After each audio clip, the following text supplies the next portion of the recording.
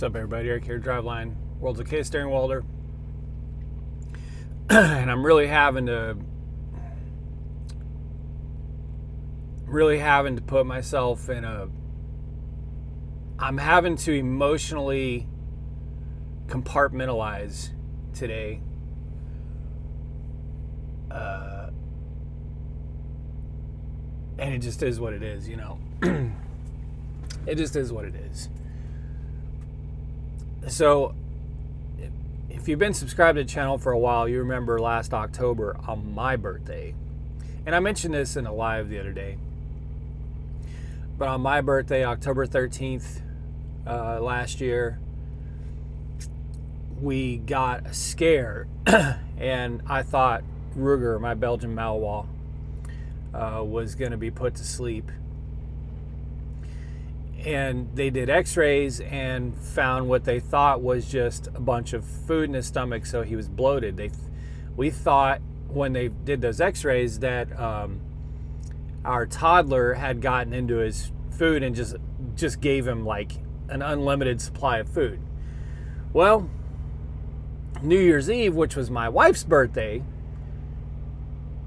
so Ruger has pretty shitty timing on this, which it's never good timing, but on my wife's birthday, went in for an x-ray and it's significantly worse and it's moving into his lungs, and we've pretty much confirmed that it's really bad, I believe stomach cancer. And it's prohibiting him from being able to breathe, and he's just gone downhill. I think he's, I want to say 12, 13 years, not sure, old. So, you know, so right now Jenna's going through just absolute turmoil because there's an appointment today to put an end to his suffering, you know.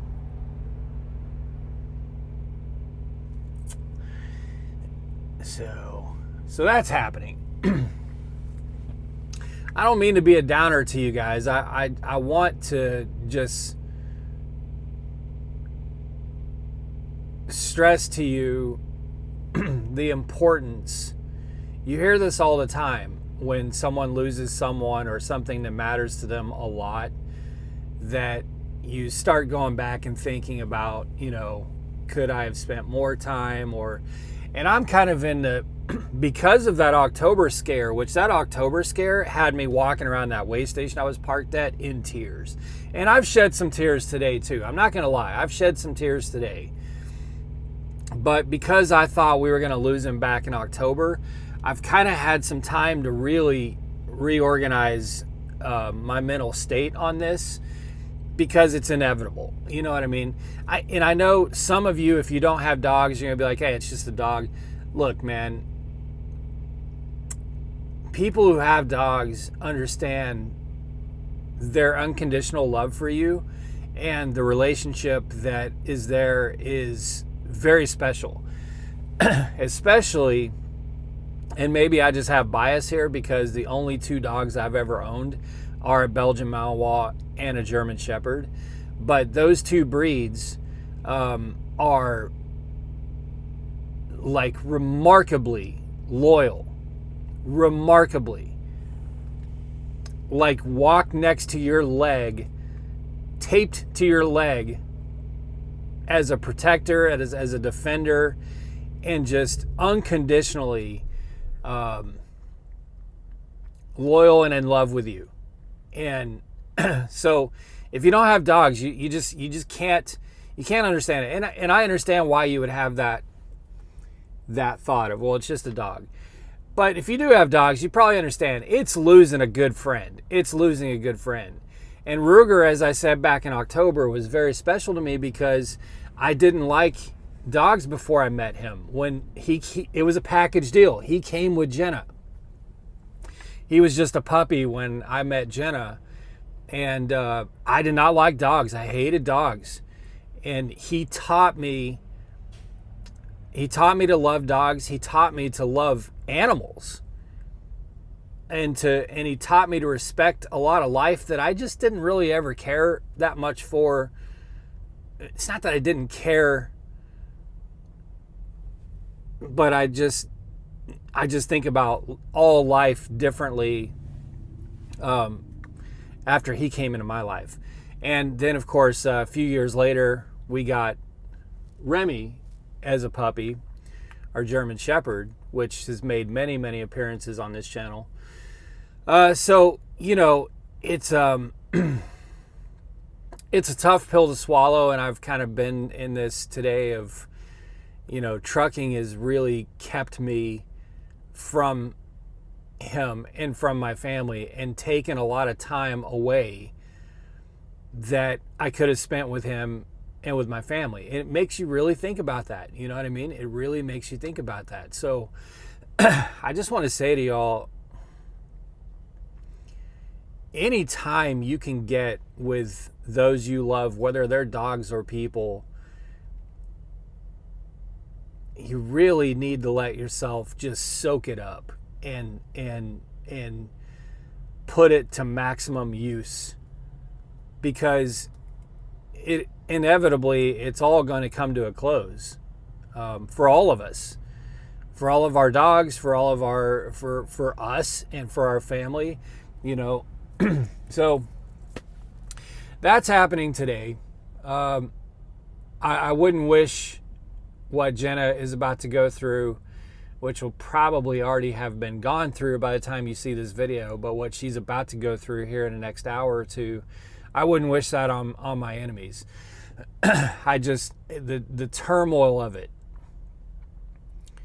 because he's been a part of her life much longer than he has been a part of my life. And,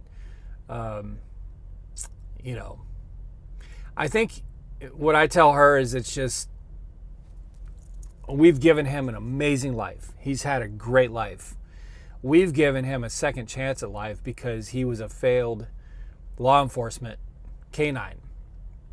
And let me just put it this way to you guys. If you know the process in some states, a failed canine, law enforcement canine, is in a lot of cases a death sentence for the dog.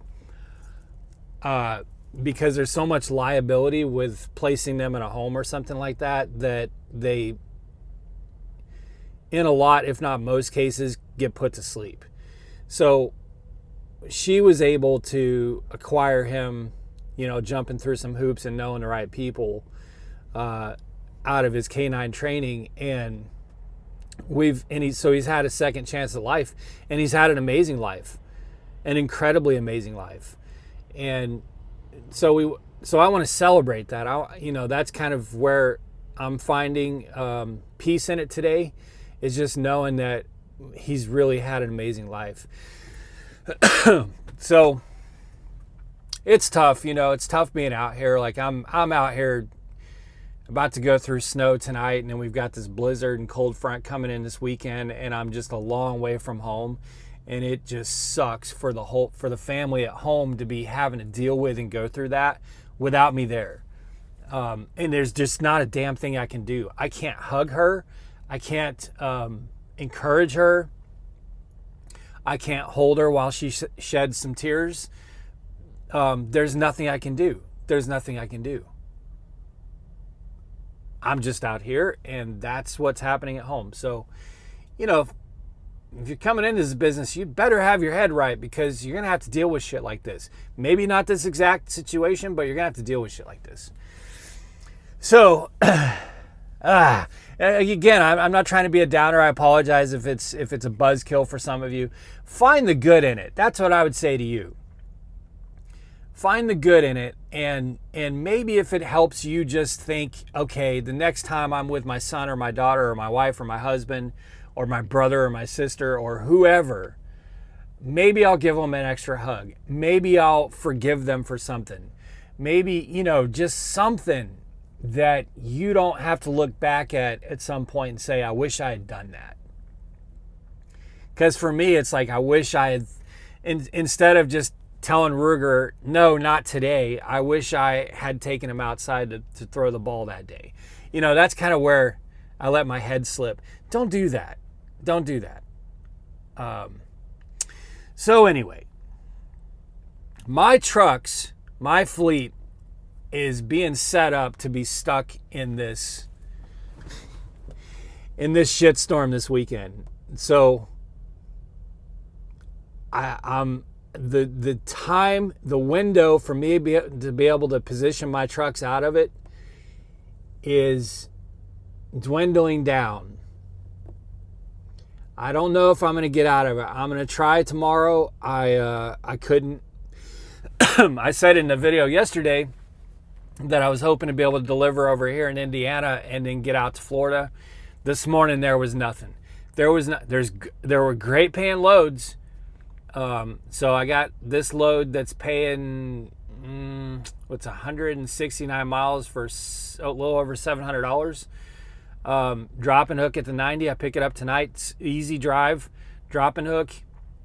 But I asked about freight today and tomorrow and was pretty much told there's not really much of anything that's going to be getting out of the Midwest.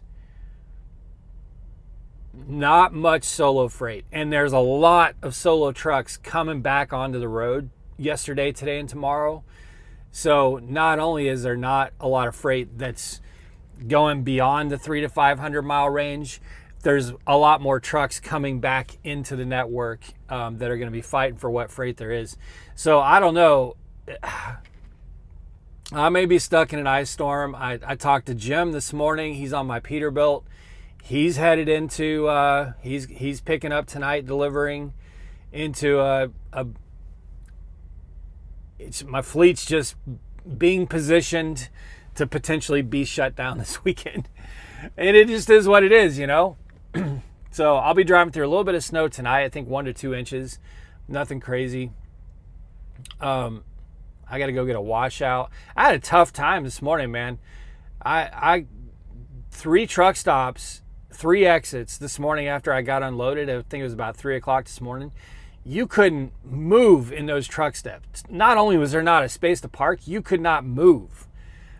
And I couldn't get too far from this truck wash because this is the only truck wash that's even remotely close to me to be able to get to my 01 tonight with a washed out trailer, which they require a receipt. So basically I had to, this morning I just parked like off in this, it wasn't a park, it was right off of Avenue in this dirt spot that I don't know if I was supposed to be there or not. And took a nap, and then, you know, about 7:20, 7:30 this morning, woke up and then PC'd over here to the truck stop and was able to find a spot. So got some good sleep today. I'm getting ready to go over to get a washout. And then I'm going to go pick up this load early. I know it's ready because I got all the alerts this morning about, you know, seals and all that stuff.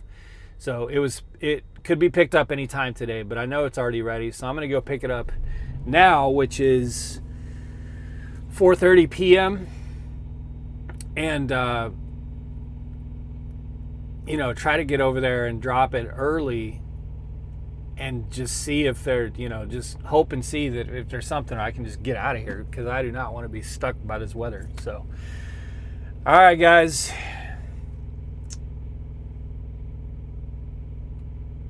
don't waste time that you have with those you love,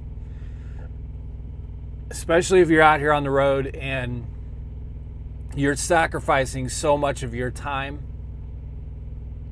that you would have with those you love. When you get time with them, take advantage of it, cherish it, and don't waste it. Don't let this video be negative to you. Let it be a positive. All right, guys, be safe, make good decisions, always drive to thrive. Talk to y'all soon.